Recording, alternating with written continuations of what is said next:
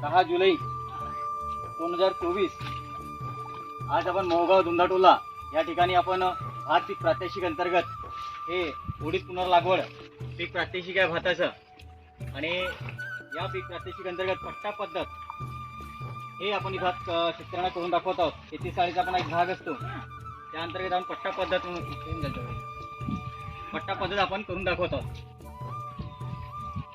पट्टा पद्धत म्हणजे कमीत कमी 10 ओळी झाल्यानंतर साधारणतः 40 सेंटीमीटरचा आपल्याला हा पट्टा सोडावा लागतो.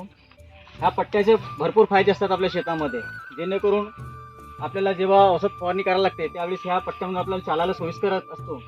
त्यानंतरच पिकाला जे ताजी हवा असते, हवा आणि सूर्यप्रकाशाची गरज असते पिकाला वाढीच्या अवस्थेमध्ये, त्या अवस्थेमध्ये ह्या पट्ट्यामधून ते ताजी हवा, सूर्यप्रकाश हा त्या पाण्यापर्यंत पोहोचतो आणि हवा चांगली पिकांना मिळाल्यामुळे त्यामध्ये बुरशीची वाढ होत नाही, किंवा जे तुडतुडा वगैरे किंवा असे जे बोळामध्ये जे नवीन म्हणजे रस शोषण करणाऱ्या किडींची वाढ होतो नंतर ते किडी वाढत नाही.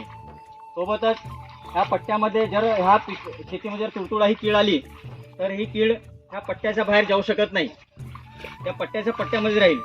नाहीतर आपण बघितलं आहे की तुडतुडा हे कीड साधारणतः 2-3 दिवसाच्या कालावधीमध्येच पूर्ण बांधी, साधारणतः आपली जर बांधी 1 गुंठ 2 गुंठ्याची बांधी असेल तर पूर्ण बांधी ते भुई सपाट करून टाकतो तुडतुडा. तर अशामध्ये पट्टा पद्धत आपल्याला फायदेशीर ठरते. तुडतुडा जर ह्या शेतीमध्ये लागला तर तो फक्त त्या पट्ट्यामध्ये राहील, पट्ट्याच्या बाहेर जाणार नाही आणि तेवढ्या वेळ आपल्याला ती वेळ मिळून जाईल आपल्याला औषध फवारणी करता. तर पट्टामध्ये शेतीमध्ये भरपूर फायदे आहेत.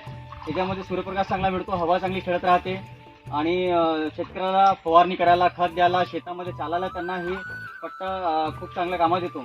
आणि ओळीमध्ये आपली लागवड असल्यामुळे प्रत्येक रोपाला सारखं पाणी, सारखी हवा, सारखी जागा आणि सारखं खत मिळेल. त्यामुळे पिकाची यामध्ये जोमदार वाढ होईल आणि जोमदार वाढ होऊन त्याच्यामध्ये शेतकऱ्याला उत्पन्नामध्ये त्याच्यामध्ये वाढ मिळेल. तर ह्या प्रकारचे प्रकल्प महाराष्ट्र शासन कृषी विभाग मार्फत राबविण्यात येत असतात. या ठिकाणी आपण धुंदाटोला मोहगाव या ठिकाणी तालुका कृषी अधिकारी गोरेगाव यांच्या मार्गदर्शनाखाली मी कृषी सहाय्यक आर.एस. भानारकर या ठिकाणी आम्ही हे आणि आमचे इथले शेतकरी जे आहेत भुवनेश्वरजी तुरकर यांच्या शेतामध्ये आज आपण हे पीक प्रात्यक्षिक पट्टा पद्धतीमध्ये आपण इथं आज करून दाखवतो. धन्यवाद.